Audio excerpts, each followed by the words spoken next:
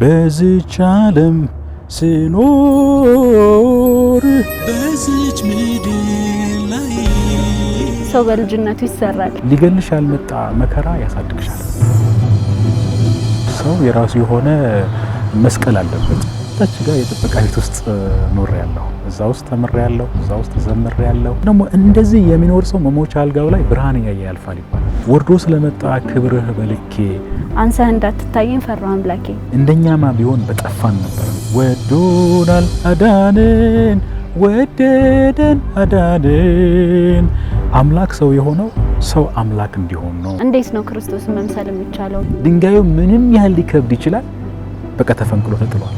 ወዶናል አዳነን። መንግስት ሰማያት ውስጥ 3 መስሪያ ቤቶች አሉ። እንግዲህ አሁን እየተነፈስኩ ነው። እቺን ትንፋስ መቼ እንደምትወሰድ አላውቅም። ስሜት ከሚረስ አመሰግናለሁ አመሰግናለሁ።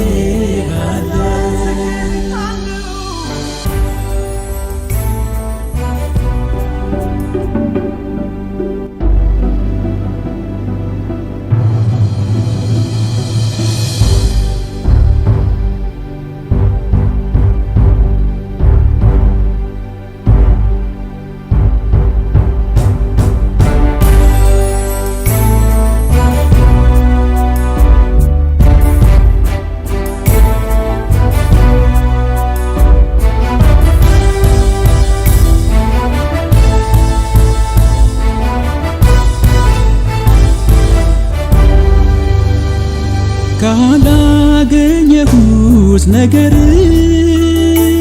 ቀረኝ ከምለው ቁም ነገር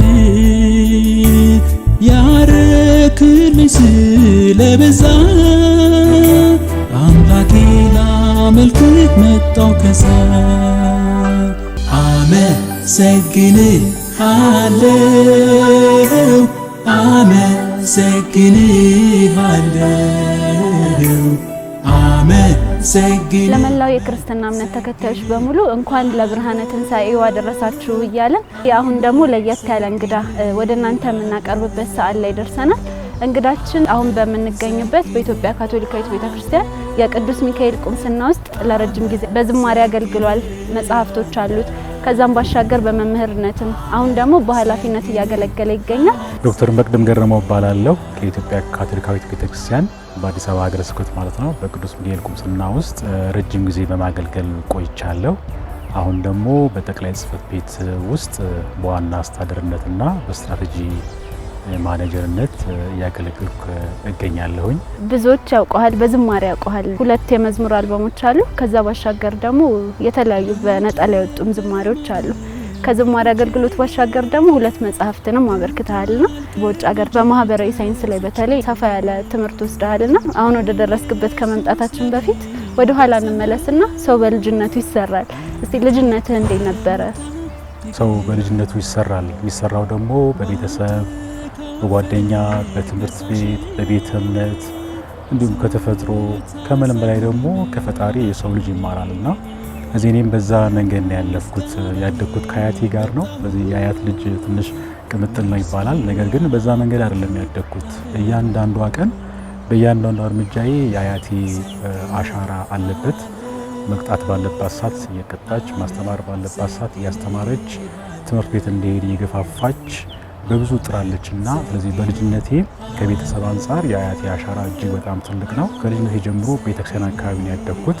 ካህናቶች በጣም ሰውን የሚያከብሩ በተለይ ልጆች ሆነን ለምንጠይቀው እያንዳንዱ ጥያቄ መልስ ለመስጠት እየሞከሩ በብዙ አሳድገው እዚህ ያደርሰውናል። ብዙዎቻችንም በብዙ አይነት መንገድ እንፈተናለን።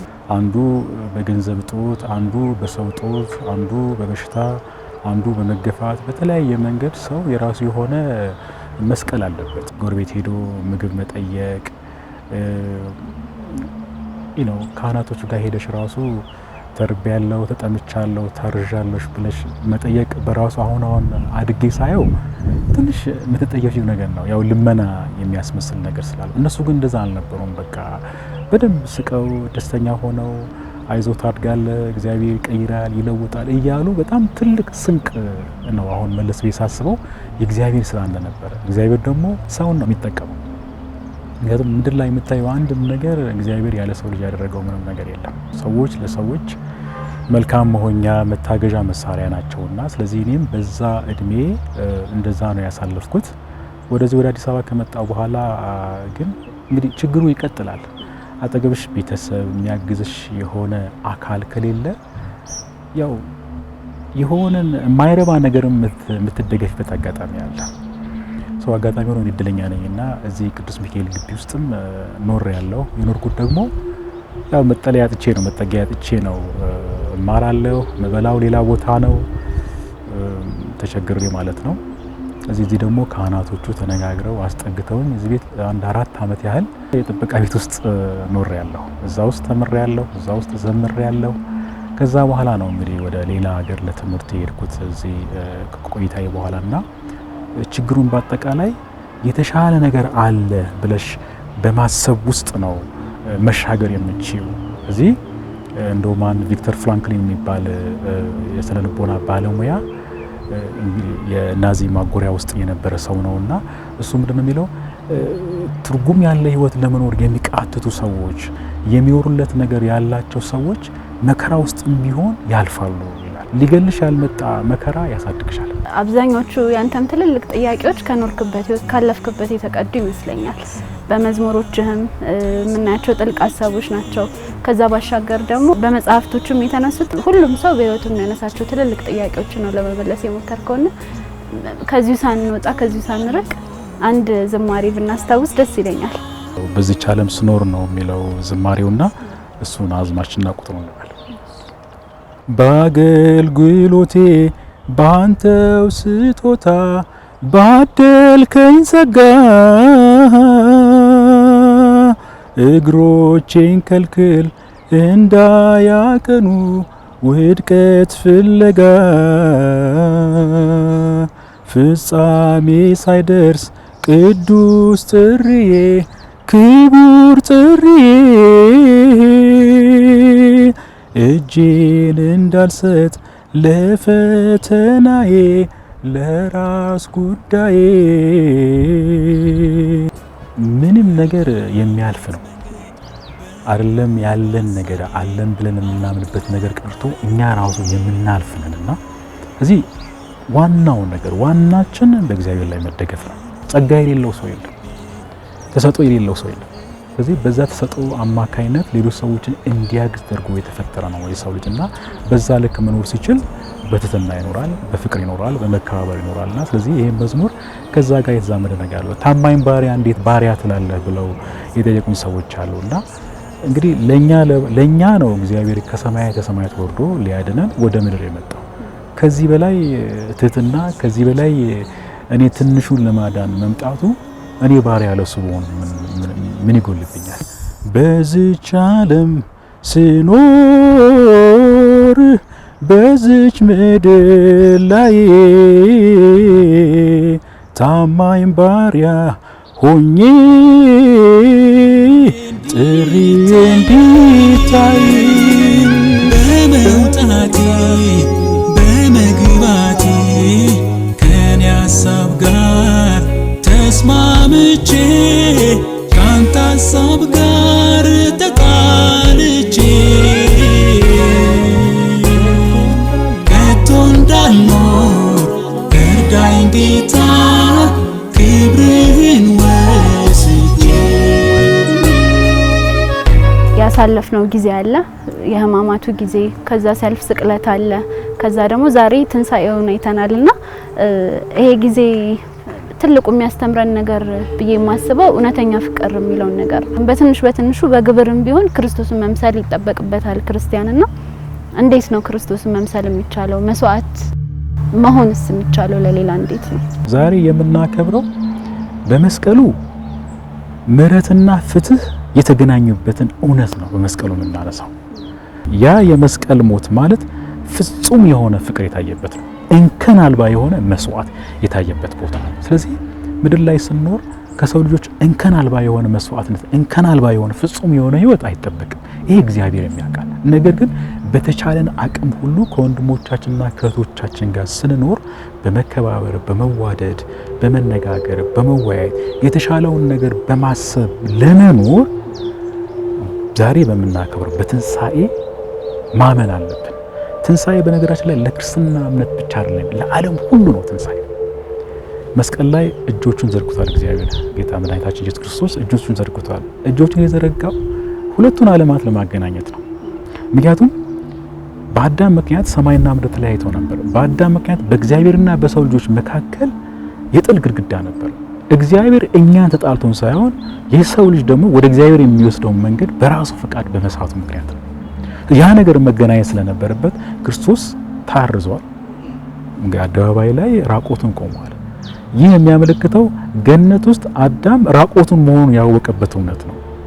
እዚህ መስቀል ላይ ራቆቱን ተተፍቶበታል፣ ተገርፏል። መጨረሻ ላይ ግን የቤተ መቅደስ መጋረጃ ተቀዶ ጨለማ ሆነ። ይሄ አንድ ወቅት ላይ የተከናወነ ታሪክ አይደለም። ፍቅር ስንል እንደው ዝም ብሎ ፍቅር ስላለን ፍቅር አይሰፍንም። ፍቅር በተግባር መታየት ያለበት ነገር ነው። ባለን ነገር ሁሉ በዚህ የፋሲካ በዓል ባለን ነገር ሁሉ መቆረስ መቻል አለበት። ካለን ገንዘብ፣ ካለን መልካም ቃላት፣ ካለን ነገር ሁሉ ተቆርሰን የምናሳልፈው እኔ የሃይማኖት ስርዓትን ብቻ ነው ብዬ አላምንም። ይህ ህይወት ያገኘንበት የድል ባህላችን ነው። ወዶናል አዳነን የሚለው ላይ እሱን እዘምራለሁ። በእርሱ የሚያምን ሁሉ የዘላለም ህይወት እንዲኖረው እንጂ እንዳይጠፋ እግዚአብሔር አንድያ ልጁን እስኪሰጥ ድረስ እግዚአብሔር ዓለሙን እንዲሁ ወዶናል አዳነን፣ ወዶናል አዳነን፣ ወዶናል አዳነን፣ ወደደን አዳነን። ማንም አልነበረ ለዚህ የተገባ ምን አይነት ፍቅር ነው ልጅ ሞት ሲገባ አንተ ለኛ ባባ እውነተኛ ረከው የህይወት መንገድ ወዳንተ መንገድ ብቸኛ መዳኛ በቅን የሚፈርድ ወዶናል አዳነን፣ ወዶናል አዳነን፣ ወዶናል አዳነን፣ ወዶናል አዳነን። እንደ ክርስቲያን እንደ አንድ ምሁር ምን አለ፣ የክርስቶስን ወንጌል አሰላስሎ ሲመለስ ጋዜጠኞች ጠየቁት፣ ስለ ክርስቲያኖች ምን ትላለህ ሲባል ክርስቲያኖቻችሁን አልወዳቸውም ክርስቶሳቸውን ግን ወዳለሁ አለ። ስለዚህ ምን ማለት ነው? ያየው ነገር አለ ማለት ያ ሰው። ስለዚህ እኛ ክርስቶስን መስለን መኖር አለብን። እንደ ክርስቶስ መቸንከር አለብን። እንደ ክርስቶስ ሌላ ስቃይ መቀበል አለብን ማለት አይደለም። በእኛ በሰውነታችን ልክ ባየነው ልክ እሱን ከፊት አስቀድመን ህይወታችንን በተሟላ መልኩ እንደ ክርስቲያን መምራት አለብን ነው። እንግዲህ ኢትዮጵያችን ዛሬ በጣም በጥንቃቄ እንገነዘበው የሚገባው ነገር የሃይማኖት ሀገር ነች ይባላል አይደለም? የአማኝ ሀገር ነች ይባላል። እኔ በሙላት በተግባር መኖር አለብን። ኋላችንን ማየት አለ፣ ጎናችንን ማየት፣ ግራ ቀኙን በአራቱም አቅጣጫ አንዳንድ ቦታዎች ላይ እየሆነ ያለውን ነገር እኛ የፈጠርነው ነገር እስከሆነ ድረስ ቁጭ ብለን ተነጋግረን ተወያይተን በዚህ በትንሣኤው በብርሃን መመላለስ እንዳለብን መጀመሪያ ከራሳችን ጋር ቁርጥ ፍቃድ ማድረግ አለብን። እኔ የእግዚአብሔር ልጅ ነኝ። እኔ ጌታችንና መድኃኒታችን ኢየሱስ ክርስቶስ ሞቶልኛል፣ ፍቅሩን አይቻለሁ። ትንሣኤው ደግሞ ብርሃን ነውና እኔ በጨለማ መመላለስ የለብኝም። በድንቁርና በጥላቻ በክፋት መመላለስ የለብኝም። እኔ መመላለስ አለብኝ በእውነት ነው። እኔ መመላለስ አለብኝ በእውቀት ነው። እኔ መመላለስ ያለብኝ እግዚአብሔርን ከፊት አስቀድሜ ነው የሚለውን ነገር ቁርጥ ፈቃድ አድርገን ዛሬ በትንሣኤው ቃል የምንገባበት ቀን ነው መሆን ያለ። መቃብር ጌታን መያዝ አልቻለም። በቃ ፈንቅሎ ወጣ። ስለዚህ ድንጋዩ ምንም ያህል ሊከብድ ይችላል፣ በቃ ተፈንቅሎ ተጥሏል። ስለዚህ አሁን የኛ ድንጋዮች ጥላቻ፣ ክፋት፣ አለመከባበር፣ መገፋፋት፣ ረሃብ፣ ቸነፈር፣ በሽታ እነኚህ የኛ ድንጋዮች ናቸው። እነኚህ ድንጋዮች ፈንቅለን አሽቀንጥረን መጣል የምንችለው ከፊታችን እግዚአብሔርን ካስቀደም ብቻ ነው። ምክንያቱም ብዙ ጊዜ ስለ እግዚአብሔር ይነገረናል እንጂ እግዚአብሔርን አያስተዋውቁም። እግዚአብሔር ማን ነው? ክርስቶስ ማን ነው? በትክክል ማን? ይህ ደግሞ በተኖረ ህይወት ነው የሚታመነው። እኔስ ያወራሁ ነው አይደለም ስለ ፍቅር ያው እኔ ፍቅርን እየኖርኩት ነው ወይ? እኔ መተሳሰብ የሚባለው ነገር እየኖርኩት ነው ወይ? መከባበር የሚባለው ነገር እየኖርኩት ነው ወይ? ስለዚህ እነኚህ ነገሮችን ስንኖራቸው ነው ግፊያውን ስናቆም፣ ጥላቻውን ስናቆም፣ መናናቁን ስናቆም ያኔ ነው እኛ በትክክል የክርስቶስን ፍቅር በተቻለን አቅም እየኖር ነው ወይ ብለን ማሰብ፣ ማመን፣ ማድረግ የምንችለው ማለት ነው። እጁን የዘረጋው ለካቶሊኩ፣ ለኦርቶዶክስ፣ ለፕሮቴስታንት፣ ለዓለም ሁሉ ነው ያ የሆነውና ስለዚህ በተጠጋነው በቀረበው ልክ ያንን እውነት መኖር አቅም ይሆነናልና ስለዚህ ፍቅሩን በዛ ልክ ነው እኔ የምረዳው። ትልልቅ ጥያቄዎች ናቸው። በሰፊው ደግሞ ጽፈህባቸዋል። ከየት ነው የመጣሁት? ወዴት ነው የሚሄደው? የተፈጠርኩበት ዓላማ ምንድነው? የሚሉ ትልልቅ ጥያቄዎችን ያጣነውና ለምናችን በሚሉት ሁለቱ መጽሐፎች ላይ በሰፊው እንግዲህ ተመልካቾቻችን ማግኘትም ይችላሉ። ወደ መዝሙሩ ደግሞ ስንመለስ ያነሳነው እውነት አለ። መኖር የምንፈልግለት ዓላማ አለ። መኖር ባለብን ልክስ እየኖርን ነው ወይ? ፈጣሪንስ አውቀነዋል ወይ? በእርሱ የሚያምን ሁሉ የሚለው ዝማሬ ላይ አንቃኝ ልንቃ እግዚአብሔር ሆይ አንቃኝ፣ ያለ ገደብ ፍቅርህ በወደደኝ፣ ታዛዥ ልጅህ አድርገህ ባካህ አጽናኝ፣ ወርዶ ስለመጣ ክብርህ በልኬ አንሳህ እንዳትታየኝ ፈራሁ አምላኬ ምትል ሀሳብ አለችና ምናልባት እስካሁን ያወራነውን የሚጠቀልል ትልቅ ሀሳብ ይመስለኛል። ይሄንና ምናልባት በዝማሬ ማስተዋወስ ከቻለ ወርዶ ስለመጣ ክብርህ በልኬ አንሳህ እንዳትታየኝ ፈራሁ አምላኬ። ያ ክብሩ እኛ ፌቨር ተደርገን እንጂ ስለሚገባን አይደለም። እኛ እግዚአብሔር ወዶ ፈቅዶ ያደረገው ስለሆነ እንጂ እንደኛማ ቢሆን በጠፋን ነበርና ያንን ለማመላከት ነው ያንን መዝሙር የተሰራው። አንቃኝ ልንቃ አንቃኝ እግዚአብሔር ሆይ አንቃኝ፣ ያለ ገደብ ፍቅር በወደደኝ፣ ታዛዥ ልጅ አድርገህ ባክህ አጽናኝ፣ ወርዶ ስለመጣ ክብር በልኬ አንሳህ እንዳትታየኝ ፈራሁ አምላኬ። ትንሳኤ አንድ ቀን ብቻ እንዳልሆነ በህይወታችን የሚገለጥ ብዙ ትምህርት ይዞ የሚመጣ እንደሆነም አንስተናልና ያው ቀደም ብለን በመስቀሉ እኛም በየራሳችን የምንሸከመው መስቀል አለ፣ የምናልፈው መከራ አለ፣ ሁሌ አይቀርም ይሄ። ከዛ ሲቀጥል ደግሞ ያየነው የተማርነው እውነተኛ ፍቅር አለና ያን ደግሞ በህይወታችን እንዴት መግለጥ አለብን የሚለውንም አንስተናል። ትንሳኤ ምናልባት ቆም ብለን እንድናስብ የሚያደርገን አንድ የመጨረሻ መጠቅለያ ሀሳባችን ብዬ የማስበው ምስጋና ነው። ለተደረገው በሙሉ ማመስገን አለብን። ደግሞ ክርስቶስንም በህይወታችንም ደግሞ ሌላው ሊቀርበን የሚገባው ሀሳብ ምስጋና ይመስለኛልና ያንተም ዝማሬዎች ላይ ሳዳምጥ በጣም አብዛኞቹ የምስጋና ዝማሬዎች ናቸው። ከተባረክ ጀምሮ ይሄ ሀሳብ ውስጣቸው አለ ሁሉምና በመጨረሻ መጠቅለያችን የሚሆነው አመሰግናለሁ የሚል ዝማሬ ይሆናል። ግን ከዛ ቀድመን ደግሞ የመጨረሻ ሀሳባችን ብናደርገው ምስጋና። አንድ አስተማሪ ሲያስተምሩ መንግስተ ሰማያት ውስጥ 3 መስሪያ ቤቶች አሉ። አንደኛው ልመና የሚቀበል ነው። ከዚህ ህዝብ ከኔ ካንቺ ከሁሉም ልመና የሚቀበል ነው። ስለዚህ ይህ ቢሮ በጣም ቢዚ ነው አሉ። ሁለተኛው ደግሞ ለልመናው መልስ የሚሰጥ እነሱም በጣም ቢዚ ናቸው። ሶስተኛው ቢሮ ወይ ሶስተኛ ክፍል ግን ስራ የለውም። እሱም ምስጋና የሚቀበለው ክፍል ነው። እዚህ ምስጋና የሰው ልጅ አያመሰግንም ማለት ነው። ሁሌ የሞላ ነገር ነው የምንጠብቀው። ሁሌ ሲደረግልን ብቻ ነው ስላልሆነልን ነገር ሁሉ እግዚአብሔር ጊዜውን ጠብቆ ስለሚያደርግልን ስለዛም ጉዳይ ነው። እኛ ምስጋና የክርስቲያን እስትንፋስ ነው። ምስጋና ለእግዚአብሔር የምንሰጠው ምላሽ ነው። እንግዲህ መዝሙረኛው ዳዊት አድርገህልኛልና አመሰግናለሁ። እነ ቅዱስ ዮሐንስ አፈወርቅ ደግሞ ስላደረግልኝ ነገር በሙሉ እጅግ አድርጌ አመሰግናለሁ። በችግሮቼ መካከል ሆኜ አስፍተኸኛልና እጅግ አድርጌ አመሰግናለሁ ይለው መዝሙረኛ ዳዊትና ስለዚህ ምን ማለት ነው? አሁን ባለን ነገር የጎደለን ነገር ይኖራል፣ ያልሞላልን ነገር ይኖራል፣ መገፋት ይኖራል፣ መጠማት፣ መታረዝ፣ መታመም ይኖራል። እዚህ ቦታ ላይ ሆነን ነው እኛ ምስጋናን ማቅረብ ያለን። ስለምን እኛ ምድራውያን ብቻ አይደለም፣ በምድር የምንኖር ሰማያውያን ነን። ስለዚህ በዚህ መንፈስ ሆነን ነው እኛ መስገን ያለብን። እኛ በምድር አንቀርማ። በቃ በምድር የምንቀር ቢሆንማ ጌታችን ባልሞተ ነበር፣ ባልተቀበረ ነበር፣ ትንሳኤ ባልኖረ ነበር። ትንሳኤው እኛ ከሞት ባሻገር፣ ምክንያቱም ሞት መሻገሪያችን ስለሆነ ወደ ዘላለማዊ ህይወት ስለሚወስደን ማለት ነው። ስለምን እግዚአብሔር የሰው ልጅ የፈጠረው ወደ ዘላለም ህይወት እንዲኖር ነው። መሶባችን ሲሞላ ኪሳችን ሲሞላ ሆዳችን ሲሞላ እንደዛ አይደለም ምስጋና በእያንዳንዱ ቅጽበት። እንግዲህ አሁን እየተነፈስኩ ነው። እቺ ትንፋስ መቼ እንደምትወሰድ አላውቅም። ስለ አሁኑ ግን እግዚአብሔር ማመስገን አለ። በዚች ቅጽበት በህይወት የሌሉ ሰዎች አሉ። በዚች ቅጽበት የታሙ ሰዎች አሉ። እኔ እንግዲህ ስላልታመንኩ አመሰግናለሁ የሚል የፈሪሳዊ ጸሎት አይደለም አሁን እያልኩ ያለሁት አልጋ ላይም ያለው ወህኒ ቤትም ውስጥ ያለው ቤት ውስጥም ያለው ችግር ውስጥም ያለው የታረዘም ሁላችንም እግዚአብሔርን ማመስገን አለብን።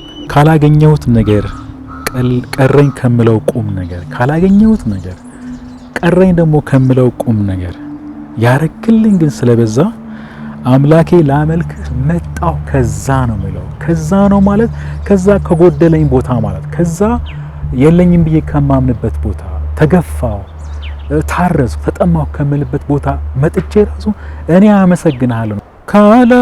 ካላገኘሁት ነገር ቀረኝ ከምለው ቁም ነገር ያረክልኝ ስለበዛ አምላኬ ላመልክህ መጣው ከዛ ከነፍሴ ፈሶ በፊት ዙፋንህ ይክበር መቅደስ በውስጤ ያለው ይሄ ነው ሁልጊዜ አመሰግናለሁ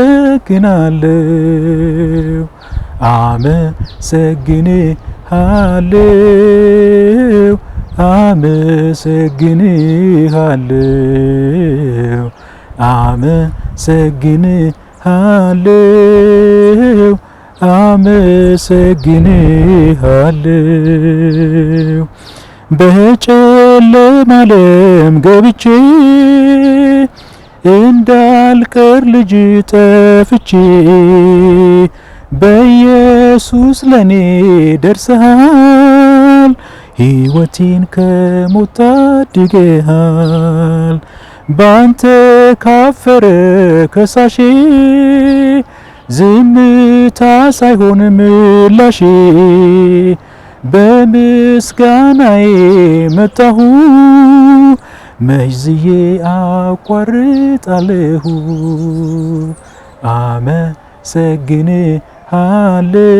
አመሰግንሃለሁ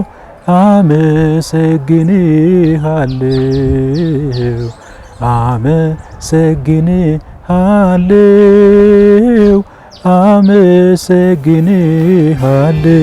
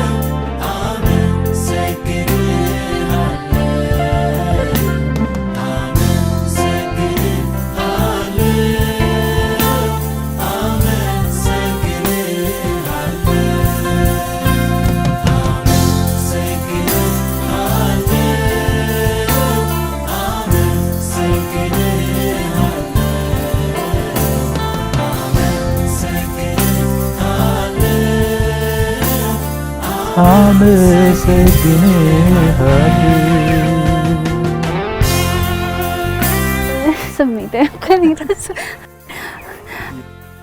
ትንሣኤ ባይኖር ኖሮ እኔና አንቺ ክርስቲያን ነኝ ማለት ስለ ወዲያኛው ዓለም ወይ ደግሞ ስለ እግዚአብሔር ጋር የመሄድ እነኚህ በጣም ትላልቅ የህልውና መሰረቶች ናቸውና በዚህ የትንሣኤ በዓላችን በዚህ የብርሃን በዓላችን ማሰብ ያለብን ከዳቦ ባሻገር ነው፣ ከዶሮ ባሻገር ነው፣ ከበግ ወይ ከፍየል ባሻገር ነው። ይሄ ከምንበላው ከምንጠጣው ነገር ወጥተን የህይወት ጉዳይ ነው መሆን አለበት።